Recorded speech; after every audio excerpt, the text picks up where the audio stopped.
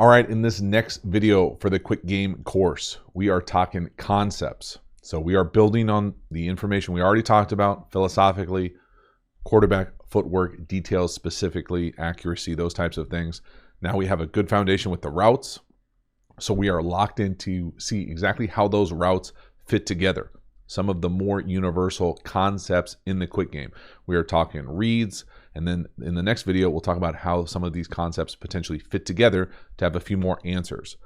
But let's talk strictly kind of pedagogy here. How do we teach this type of stuff? For me, I always think outside in, 1, 2, 3. We're only going to talk 1, 2, 3. Not going to get into any of the quads world. But again, outside wide receiver being the 1, 2 being the next slot, 3 being the third eligible to a side. Now, all these drawings are going to be based out of empty. That's strictly for you to see the spacing. You could just as easily run these out of 2x2, out of 2 backs, out of 21 personnel, out of 12 personnel. Don't be confined with the drawings for your imagination, how your offense is best structured, those types of things. This is just to get a visual to understand the concept. So again, outside in, 1, 2, 3, concepts, quick game, let's go. First one here, all hitch. And again, bummers, everybody stopped, right? Static at the top. Good things about this, about it is easy a completion as you can possibly get. The way that I'm most like this concept is to have the outside wide receivers have tough adjust hitches. Everyone else has a locked hitch. So that means that no matter what the coverage is, they're running hitches.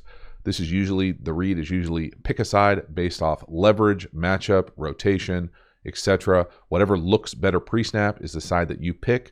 You can certainly go inside out, but really the things happen kind of at one time. So you pick the one that you think pre-snap that you like. If you don't like it, you can potentially reset back to inside ones, but most oftentimes it's either pick it, rip it, let it rip, pre-snap. If it's not there, you kind of have to take off and run, potentially get to the check down, depending on how you structure your pass pro. But again, this is a pre-snap. Where's the leverage? Where's the matchup? What do we like coverage-wise? Let it rip. If it's not there, if we love the matchup versus a press corner, certainly take an opportunity with a shot. Again, all those things come into play. But for me, it's just all hitch. Outside hitches, tough adjust. Inside hitches, locked, get a completion. Next hitch concept that I'm most familiar with is the hitch and seams. Now, this drawing isn't necessarily perfect. I would still keep those hitches on the outside as tough adjust. So again, you get the opportunity to turn this thing into 4 verticals. Things I like about this are the fact that with this hitch on the outside, you're really able to kind of have a wall built in. What does that mean? That means that the flat defender, depending on how you teach this, so if you teach this seam to, let's make sure he goes outside the flat defender. So if this flat defender, whoever it is, let's just say a nickel here, if you go outside this guy, it really creates a kind of nice void for this hitch. Again, you can tell them to go inside, you can tell them to win here. It's just a different type of play. Whatever the rules are here for this seam, this kind of inside, I don't like to call it a fade. I think of that as like a different play when we start talking inside fade. These are seams. So again, I prefer to think of this as like a wall. He's creating a wall for us to throw the hitch. He's creating a wall outside that flat defender to be able to get this hitch, get him engaged in that flat defender. If it's not there, it's usually just 1 to 2 over the ball. This is, I prefer to do at a 3x1 just to get this loop over the ball. This is a loop. So again, different options versus zone. We're sitting that thing down right over the ball. Again, it operates as just a check down. Versus man to man, where we get this run out here, this really ends up looking like just Hoss wide juke for you if you're a diehard here. Again, these would fade, these would tough adjust versus press man, and you really just got the opportunity to run back out of that thing. So again, lots of good answers. At the end of the day, we're trying to throw a hitch. If it's not there, the loop is the check down. Just built in with seams, kind of a built-in wall. Next is the exact same play, just with quick outs. So again, built-in wall. You like the quick out. Again, cloud adjust for me versus cover 2 then. That's going to turn into 4 verticals with a check down with a loop. Best of both worlds. Again, lots of good answers. The read is pick a side for the quick out based off leverage, matchup, personnel. If it's not there for whatever reason, it's to the loop. It's 1, quick out, two, loop, built in with a seam wall. Another hitch concept that I like is this is a hitch bubble. This is again really just more of a 3-person side. Rarely run it like this per se, usually 3x1, put like an indie thing on the back. But again, this is a hitch with a bubble. I've seen it with a stick, and we'll talk about that later, but sometimes the hitch is better if he turns inside here. And really, you're just reading that flat defender. Hitch, take it. If the flat defender sinks in with the eyes, doesn't like it, then we've come out, flip the pedal, or flip the bubble here, and we just block MDM on the perimeter. Again, nice, easy way to get little completions. This is kind of blurring, a little bit of what I think this is often used with an RPO world. I've used it in straight drop back as well, just to get a simple completion. But again, it starts kind of blurring things together as far as now we're running perimeter screens. You could, those types of things. Seen this run with bubble slant, but I just prefer hitch bubble. I mean, this is about as simple as a read as you can possibly get. We are reading the flat defender. Whatever the flat defender does, he can't be right. If cover 2, it's more of a hook defender. Whoever's trying to play this 3/2 here, we're trying to get the ball to the hitch. If it's not there, if that's squeezed, we just flip it out here. We know we're going to have a great opportunity with the bubble with a blocker in front of them. So just a simple, easy concept, hitch bubble. Next concept here is all slants. This is absolutely one of my favorite concepts in all of football. Read this thing inside out. I've done it before with a 5-yard in route, fin route by the number 1 receiver, really on both sides. I prefer it to be a dart and a slant with that 5-yard in. Doesn't mean that it's necessarily the best for every level of football. I think definitely on Sundays, you see the most of what's going on the right with the dart, the slant, and the 5-yard in. Again, do it a bunch of different ways. Definitely do this with 2 receivers. Definitely do it with 3 receivers. The rules that I usually think about are the inside wide receiver has the dart. The next wide receiver has the slant. If there are 3 wide receivers, that 3rd wide receiver then has the 5-yard in route. Again, simple, easy read, inside out. This slant concept is probably one of the most universal quick game combination routes that you will see, and this is just a slant and a flat. Now, if you get a 3rd wide receiver, I'm most often used to seeing it with a loop. It can be a sit as well. Again, this is just usually trying to read that flat defender. Can't be right. I've seen some people classify this as like a 1-2 read, throw the slant, 1, flat, 2. For me, it always used to happen too fast. You kind of see that space at the same time. If for some reason the slant isn't there, the flat always usually is there. So you can just flip it out there, everything except cover 2, those types of things. But for me, dragon, however you want to classify this as being a slant flat, it's a simple, easy read, really usable at any level of football. Again, love the fact that most oftentimes, especially versus man, everyone will be running away from their defender. No stationary targets except potentially a sit with that 3rd receiver. But again, just read the slant flat to the loop. Perfect. Easy, get a completion, dragon. Built off that exact same concept as pure slant flat or dragon, I love the dragon wheel. You just lock in here. A little bit better man answers for me. If you know you're going to get man, specifically 2-man potentially, depending on where you're out of the field, down and distance. I love throwing slants. 3rd down, we'll talk about later some of my favorite types of things and why. Again, you're going towards the sticks, easy completions, those types of things. If you know you're going to get man, you don't necessarily want to run flats. I think dragon wheel is a nice, simple, easy call. Again, can just go 1 to 2, kind of slant to wheel to loop as the check down. Again, you can notice things trying to be as simple as possible. A lot of my players will know that I'll say, if you can count to 3, you can play for me, those types of things. This is slant, wheel, sit, or loop, depending on how you want to classify it. This next one here is probably pushing the limits of this course as far as the framework quick game. I think the wheel probably pushed it as well.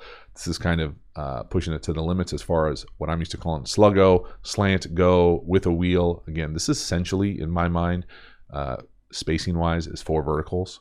Now, it doesn't quite work out perfectly quick game-wise as far as with the footwork. The reason it falls into this course for me is that depending on what the coverage is, you do quick game footwork. So quarterback wise, you're going to take 3, maybe pump it, gun, take 1, maybe pump it depending on the coverage. If it's man, please don't pump it because the guy covering the slant and go or the flat is not looking at you, so you don't have to worry about it. If it's zone, usually get over there, pump it. Just realize that you've got to control the safety. You mean the quarterback is responsible for the safety on all these double moves. The wide receiver needs to beat the corner.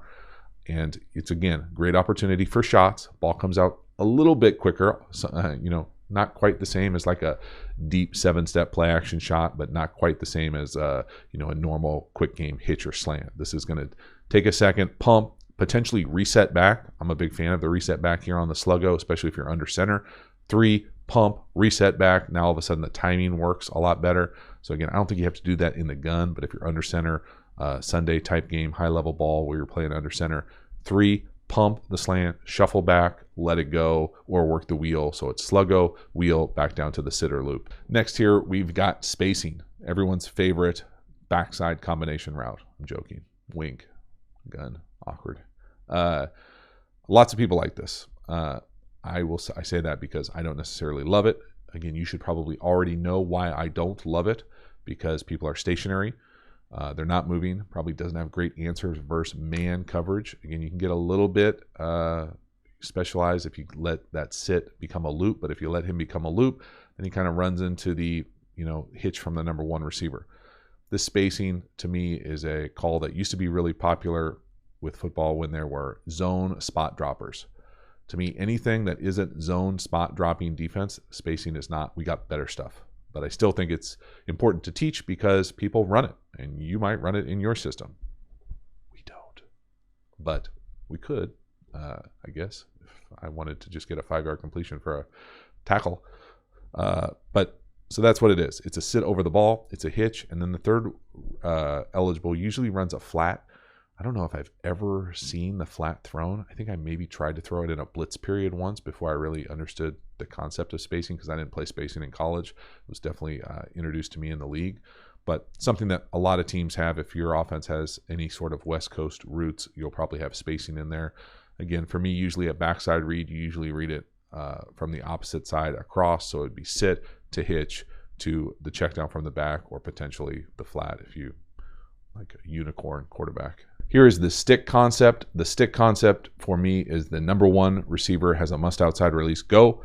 The number 2 receiver is running a stick. Again, outside turning hitch, runaway versus man. And then the inside wide receiver, or eligible to that side, is running a flat, the 3rd receiver. It's either a back, tight end, sniffer, wing, whatever, is going to run a flat. And it's just a flat defender read. I've seen some teams alert that outside must outside release go.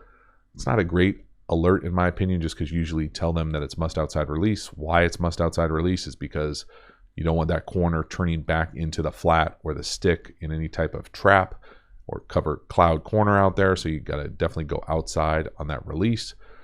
Again, for me, a lot of people love this. I mean, a lot of people love this. You probably are one of those people. If you, the majority of people who responded to any type of my inquiries about what their favorite quick game stuff was, lots of them had variations of stick. I personally, it's okay. We'll talk about some things that I think are potentially a little bit better, but certainly spent a lot of time repping this play, a lot of time playing this play, a lot of time working this route. I think that there are some cool things built off of it. Maybe the best thing about stick is maybe the stick nod, the double move off of it. But again, get a completion, potentially get your players on the move versus man, flat, easy completion, those types of things. But again, not great because you're restricting yourself with the must outside release go, kind of a stationary stick versus zone. But again, all it is a flat defender read, stick flat kind of happen at the same time. Here's stick with a movement by the number 3. I think this is a little bit better of a route, really much better element of a route as opposed to a stationary 3 where you're running that flat just from the backfield or from the wing or from the sniff. Those types of things, you start getting that 3 in motion. You can tell if it's man or zone usually, depending on your opponent. And then again, you get potentially for some leverage, for some issues depending on where the stick is running from. Again, I like the stick a little shorter, a little more condensed than this drawing maybe, from a normal tight end position. I think it happens quicker. Anytime you get the stick extended a little farther like a slot stick, it just takes longer for the flat to clear it, right? You want that flat and stick to happen immediately so you can see who wins and get the ball out of your hands. Again, completion, pass pro relief, get the ball out of your hands. The more condensed it is, the easier it is. Here's probably the most popular version of stick. This is what I'm used to calling double stick, what I think everybody calls double stick. You ever see quarterbacks signal this thing? They usually do like a broken stick, playing the drums, universal ways to kind of signal double stick. And all this is really the same route, and this usually only run to a 3-person surface. So The number 1 has a must outside release go. The number 2 has a locked either quick out or 5-yard square out. Really doesn't matter how you classify it. It kind of happens at the same time, attacking the same space. However you do it in your system. Some teams don't run any square outs, so you wouldn't want to insert one just for a 5-yard square out for double stick. But again, quick out by the number 2, and then the number 3 is just run and stick. And so usually you'll read this thing outside in as far as the 2 to the 3, but really they happen at the same time. So the 3 and the 2 stick, you kind of see them happen at the same time. You can anticipate the 2, react to the 3, but I mean, really it's just read the sticks. It's that simple. Here's another very popular stick combination. For me, I'm used to calling this all stick. All stick just means that it's almost going to be always in a condensed split. Not always, but the vast majority of the time, condensed split. You could run this from a normal split and it would just be quick outs and stick. But from a condensed split, it's a little bit better because you get that, again, the separation as far as the must outside release go conversion, because that quick out is a cloud adjust. So verse 2, you're going to get that thing rolled out of there and it really just becomes stick from a condensed split. So again, read this thing outside in, pick the best side based on leverage, matchup, personnel, etc., and pick a side. You definitely would not go left all the way to right. It would be pick a side, outside in. This next concept is the inside fade concept. There's a bunch of different ways to do it. We're going to keep here what I think is the most general kind of usable one. The number 1 route is often a locked hitch or kind of a delay slant. I think both work. I know some teams do both. Versus zone, they'll run a locked hitch. Versus man, they'll run the slant. It's a lot of work to work those delay slants versus press man coverage anytime you would actually throw it in a game, but I've seen it hit and hit for big plays. It's just a personal preference. I prefer the locked hitch. It's just cleaner. The inside fade is just running a fade from the slot.